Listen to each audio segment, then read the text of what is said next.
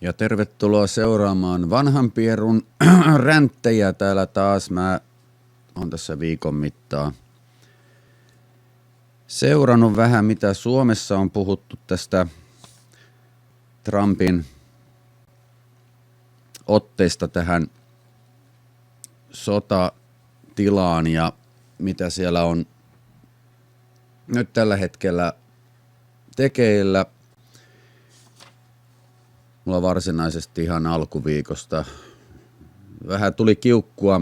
Mä luin tuosta iltapäivälehdestä tätä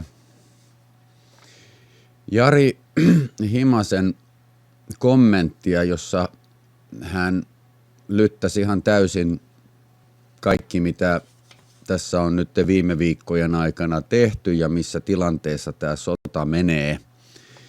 Ja mä kävin sitten ihan kysymässä tuolta EIAilta sitten, että no mitä tämä Jari Himanen yleensä kirjoittelee ja minkälainen on hänen tämä mielipiteensä yleensäkin näistä Trumpin tekemisistä, niin mä löysin tämmöisen vastauksen sieltä, että Jari Himanen on Iltalehden ulkomaan toimittaja, joka kirjoittaa paljon Yhdysvaltain politiikasta ja erityisesti Trumpista.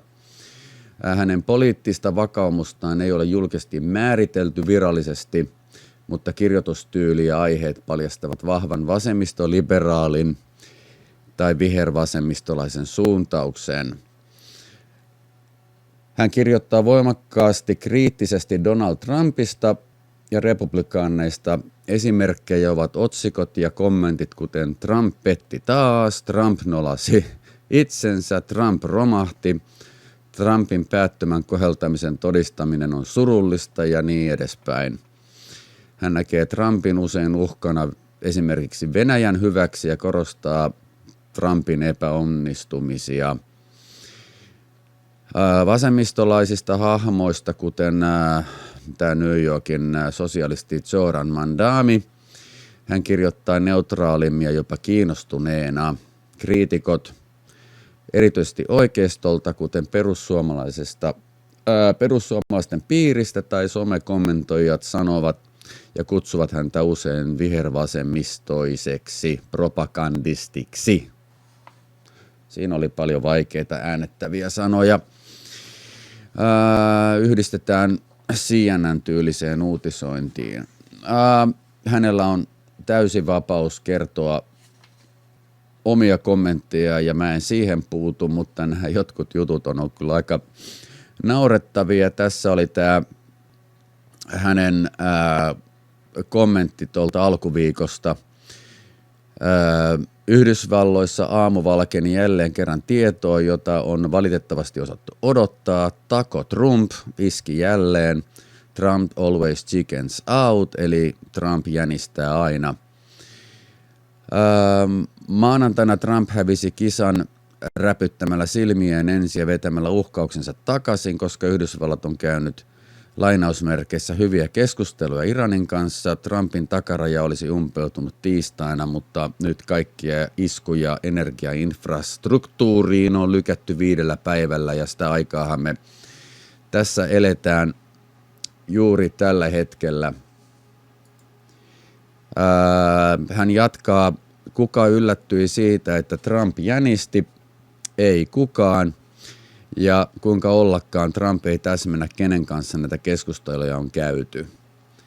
Ja eihän niitä välttämättä niin monikaan uutislähde ole pystynyt suoraan sanomaan, että mistä ja kenenkä kanssa näitä keskusteluja voi käydä, kun siellä on suurin osa siitä porukasta on nyt siirtynyt tuonne oikokoipisten joukkoon, joten Iranin ulkoministeriö kiistää Trumpin ilmoituksen ja sanoo, että mitään neuvotteluja ei ole edes käyty. Niin kuka nyt uskoo taas tätä Iranin vaikka ulkoministeriöä? Iranin vallankumouskaarti vahvistaa, että neuvotteluja ei ole käyty virallisella eikä epävirallisella tasolla.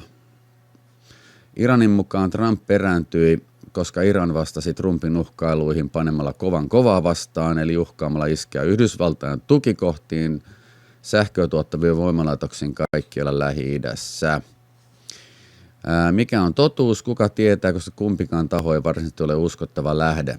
Niin paitsi tässä Jarin kommentissa on ihan selvästikin vaan tuotu esille se, että hän uskoo enemmän Iranin tiedonantoja kuin mitä Yhdysvaltain presidentin tiedonantoja. Mutta tällä hetkellä tilanne on joka tapauksessa imagotappio Trumpille, jonka bluffin Iran näyttää paljastaneen. Mikäli Trumpille jää käteen yhtä mitättömät myönnytykset kuin aikaisemmin Grönlannin diilissä, tällöin Trump on jälleen nolannut itsensä ja Yhdysvallat. Tällaista päätöntä koheltamista pääsee harvoin todistamaan usean otteeseen muutaman viikon sisällä. Ja hän jatkaa pitkälti tästä aiheesta haukkumalla Trumpia siihen suuntaan, että Trump on hävinnyt ja menettänyt otteensa ja niin edespäin ja niin edespäin. Mutta mitä mä tässä kirjoitin itse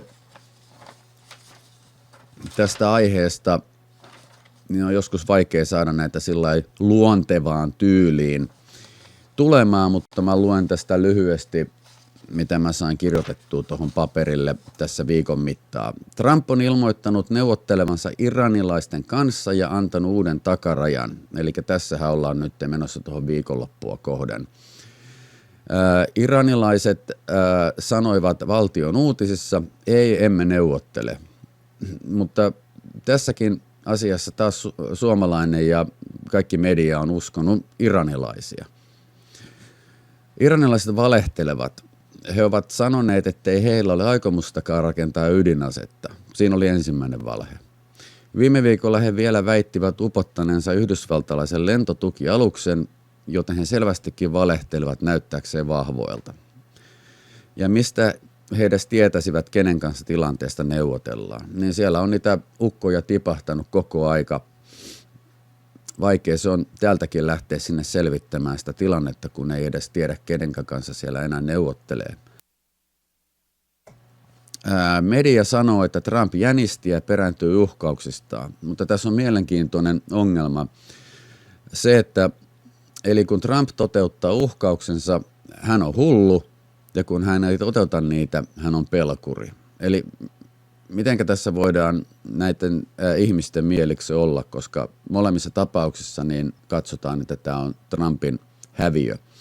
Trump luo uhan ja saa vastapuolen epätasapainoon, jotta he palaisivat neuvottelupöytään. Ja siinähän tämä on, mitä on Trump tehnyt jo vuosikymmeniä. Iranin ulkoministeri ilmoitti, että he ovat puhuneet Yhdysvaltojen kanssa. Eikö tämä ole hyvä asia, jos vihaat sotaa? Eikö sinun pitäisi kannustaa juuri neuvotteluihin? Määräajan siirtäminen antaa myös lisää aikaa strategialle. Jos olisimme odottaneet, kunnes uhka olisi välitön ja sitten ryhtyneet toimiin heidän ydinlaitostensa aseista riisumiseksi, he olisivat voineet jo ampua ohjuksia Lontooseen, Pariisiin ja Berliiniin ja muuallekin maailmaa. Ja ehkä Yhdysvaltoihin, jos olisimme odottaneet pitkään.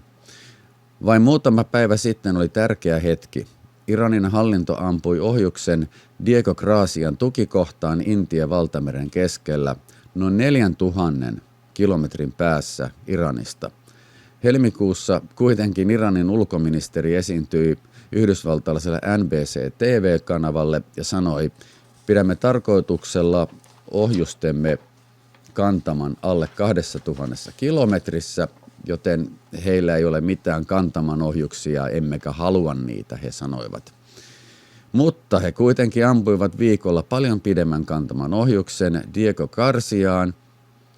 Jos se olisi ammuttu toiseen suuntaan, se olisi mahdollisesti yltänyt vaikka Lontooseen.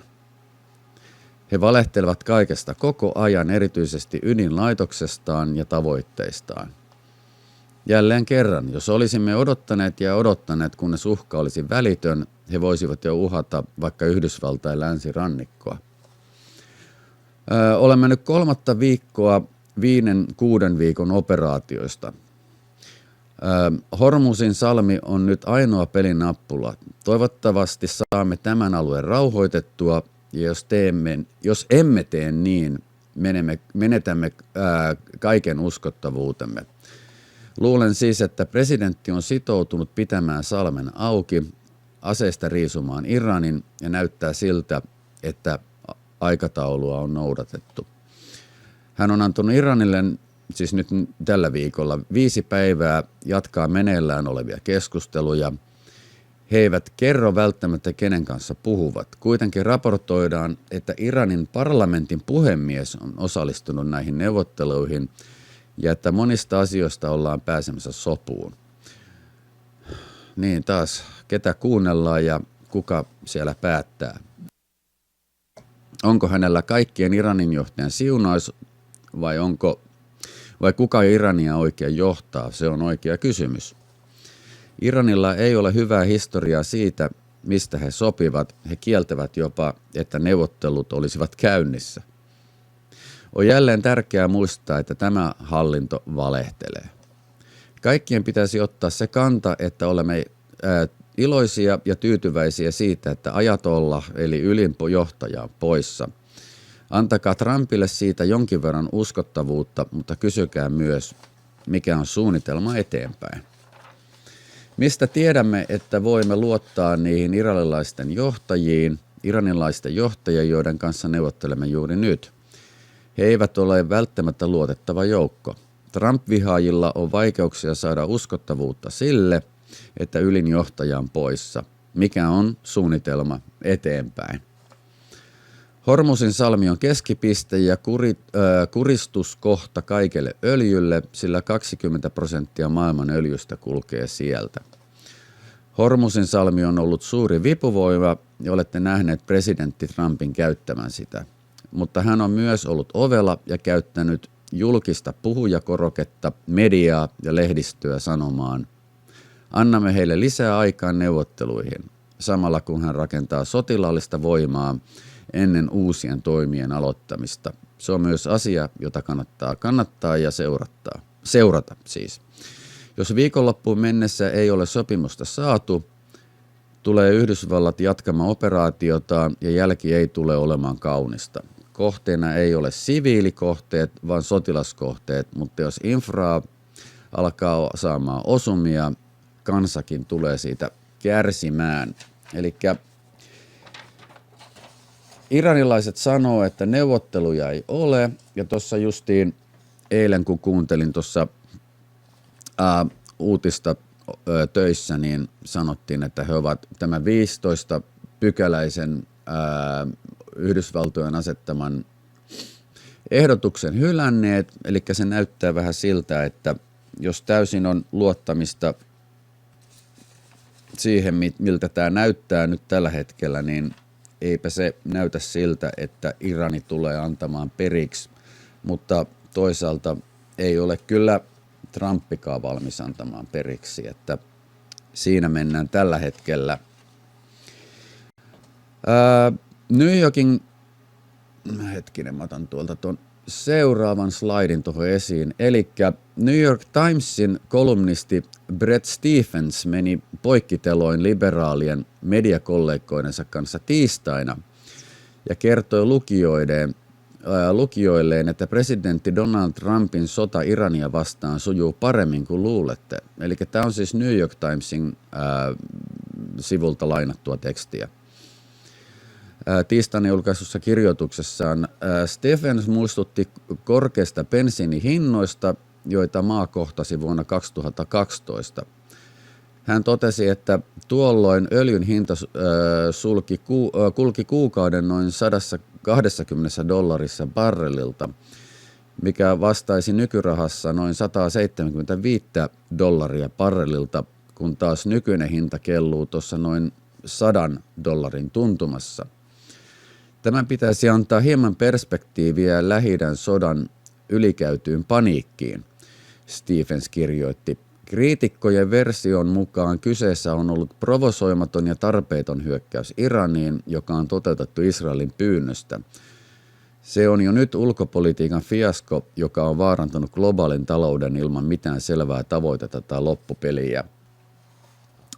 Hän nosti esiin erityisesti demokraattisen Connecticutin senaattorin Chris Murphyn, joka sunnuntaina kertoi NBC:n Kristen Walkerille: "Emme ole koskaan nähneet tällaista epäpätevyyttä sodankäynnissä tämän maan historiassa."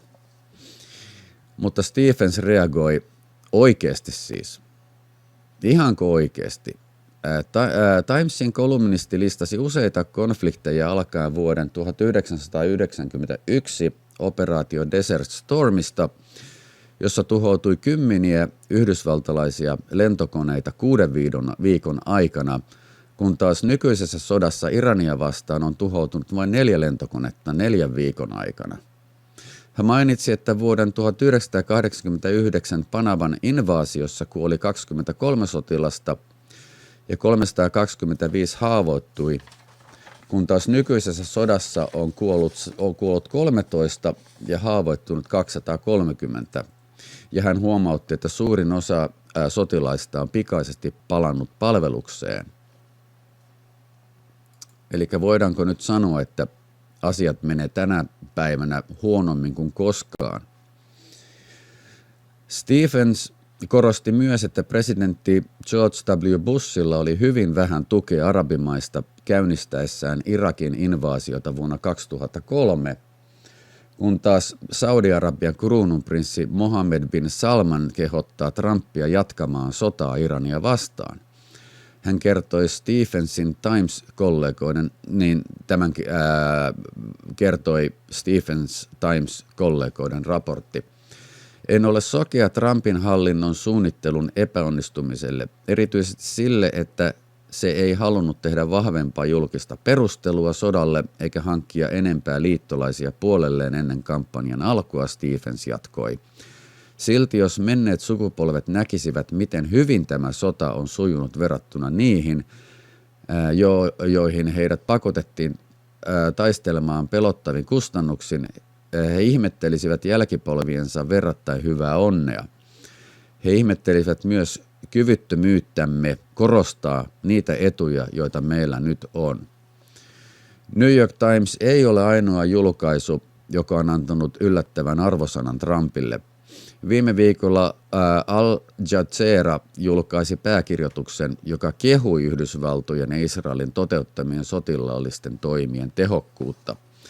Kun katsotaan, että Iranin tärkeimmille vastaesineille, ballistisille ohjusarsenaaleille, ydininfrastruktuurille, ilmapuolustukselle, laivastolle ja proxy-komentorakenteelle on todellisuudessa tapahtunut, kuva ei ole Yhdysvaltojen epäonnistumisesta. Kyse on järjestelmällisestä, vaiheittaisesta uhkan rapauttamisesta, jonka edelliset hallinnot antoivat kasvaa 4 vuosikymmenen ajan, kirjoitti Doha Institute for Graduate Studies instituutin apulaisprofessori Muhan Sleom. Vaikeita sanoja, hyvänen aika. Eli vaikka niin sanottu media ja varsinkin vasemmistomedia koko ajan arvostelee sitä, että asiat ei ole menossa hyvään suuntaan, niin jopa New York Times tässä ihan selvästi sanoo, että ongelmia siellä on ja jonkinlaista haparointia näkyy, jota ei kukaan voi tietenkään kieltää, mutta mitenkä tämä tilanne on edennyt tässä, niin varsinkin Yhdysvaltain puolella on ollut hyvin vähän vahinkoja tapahtunut sotilaille ja kalustolle. Ja hyvin ollaan aikataulussa. Sitten tässä puhuttiin vielä niin tästä Trumpin lahjasta, että mitä se oikein on. Tänään päivänä oli tuossa yhdellä uutisasemalla oli tämmöinen juttu siitä, että tämä lahja näyttäisi olevan näiden Iranin neuvottelijoiden antama 8 öljytankkeria, jotka saa nyt matkustaa tämän salmen läpi tällä viikolla. tämä näyttäisi niin kuin Trumpin mielestä olevan niin kuin, myöntymisen merkki siihen, että Irani on valmis neuvotteluihin. Ja nämä on nämä öljytankerit, joiden annetaan mennä läpi. Mulla nyt ei ole tässä tietoa, että onko ne mennyt vai eikö ne ole mennyt, mutta tämä oli kumminkin ollut niin se lahja, mistä puhuttiin, että nämä öljytankkerit pääsisi Pakistanin lipun alla matkustamaan tämän salmen läpi.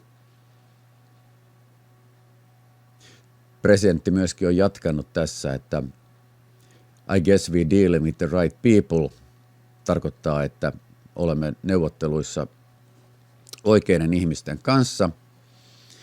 And actually they then apologized for something they said, and they said we are going to send 2 more boats. Eli jos tämä toimii, niin siinä ainakin on saatu pientä helpotusta siihen tankkeri istumiseen siellä ja lähettää tätä öljyä markkinoille sen sijaan, että ne istuvat siellä salmella. Lyhyt yhteenveto Trumpin saavutuksista Iranin hallintoa vastaan tässä Operation Epic Fury, joka käynnistettiin Israelin kanssa helmikuun lopussa. Tärkeimmät sotilaalliset saavutukset. No nyt vähän tässä pitää pönkittää tätä, mitä on saatu aikaiseksi. Iranin ohjus- ja droonikapasiteetin vakava heikentäminen. Ballististen ohjusten hyökkäykset ovat vähentyneet noin 90%, droonihyökkäykset noin 83%. Suurin osa laukaisulaitteista ja varastoista on tuhottu kampanjan alkuvaiheessa. Iranin laivaston tuho. Merkittävä osa Iranin laivastosta ja drooniohjuslauttoina käytetyistä aluksista on tuhottu. Puolustusteollisuuden ja sotilaallisen infrastruktuurin vaurioituminen. Vakavia iskuja tuotantolaitoksiin, ilmatorjuntaan ja strategisiin kohteisiin. Iranin perinteinen sotilaallinen kapasiteetti on monin osin lähes tuhottu tai olemattomassa tilassa. Yhdysvaltain hävittäjät operoivat Iranin ilmatilassa vapaasti. Ydinkapasiteetin takaisku, aiemmat vuoden 2025 iskut sekä vuoden 2026 toimet ovat vahingoittaneet keskeisiä kohteita, kuten Natanzia, Forodouta ja Isfahania, mikä on hidastanut rikastusohjelmaa. Mä en osaa näitä lausua, naurakaa sille. Johtajien ja turvallisuusjoukkojen iskut. Kohdennettuja iskuja korkeille virkamiehille, komentajille ja sisäisille turvallisuusjoukoille, joita käytetään hallinnon ylläpito- ja mielenosoitusten tukahduttamiseen. Khamenei kuoli alkuvaiheen iskussa. Trump on korostanut hallintovaihdoksen retoriikkaa, ottakaa hallitus haltuun, siis tämä on niinku viesti kansalle. Ilman suurta Yhdysvaltain maajoukkojen invaasiota, siis sinne ei haluttaisi lähettää niin sanotusti boots on the ground, mikä tarkoittaa sitä, että siellä olisi sotilaat taistelemassa Iranin maaperällä. Hän on käyttänyt rauhanvoiman kautta linjaa ja maksimaalista painostusta. Hallinto kuvailee operaatiota aikataulusta edellä ja jyriseväksi menestykseksi. Joitakin tavoitteita on melkein saavutettu ja Trump on vihjannut mahdollisesta konfliktin lopettamisesta noin 3-4 viikon jälkeen. Iranille on tarjottu 15-kohtainen tulitaukosuunnitelma välittäjien kautta. Huomioitavaa on, että kaikkia tavoitteita, hallinnon romahdus, ydinkapasiteetin täydellinen tuhoaminen, proxyverkostojen asentariisunta ei ole vielä täysin saavutettu. Iran on tehnyt vastahyökkäyksiä ohjuksilla ja drooneilla ja konfliktilla on ollut taloudellisia vaikutuksia öljyt ja globaalin markkinat. Ja sieltä tulee myös ne lannoitteet ja muut, niin, joka tulee kanssa aiheuttamaan ongelmia, jos ne on siellä juntturissa siellä salmessa. Tilanne on edelleen aktiivinen ja muuttuva maaliskuun lopussa 2026, eli tämä on missä ollaan just tällä hetkellä.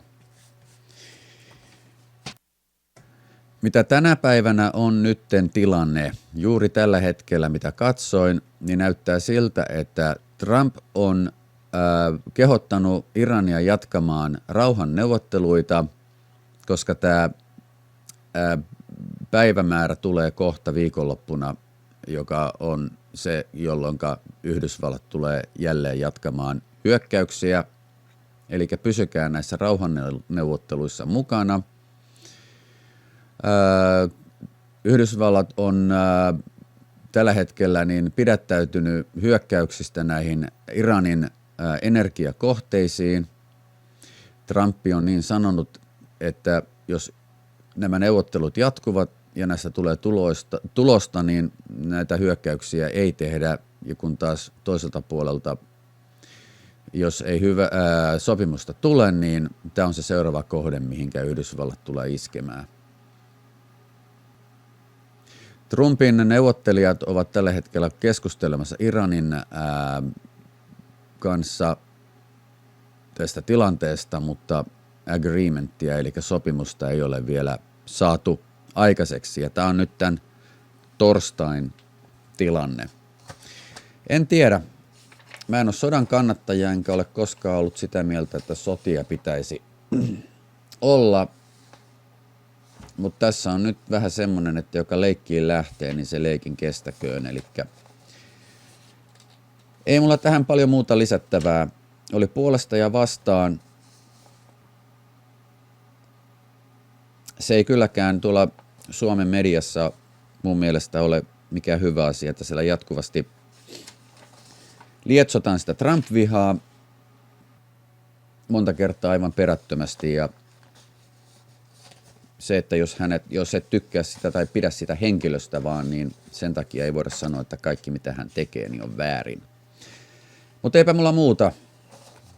Vähän kangertelin tuossa sanojen kanssa, mutta kiitoksia nyt taas jälleen kerran seuraamisesta ja jatketaan taas tässä sitten ensi kerralla. Noniin, moi moi!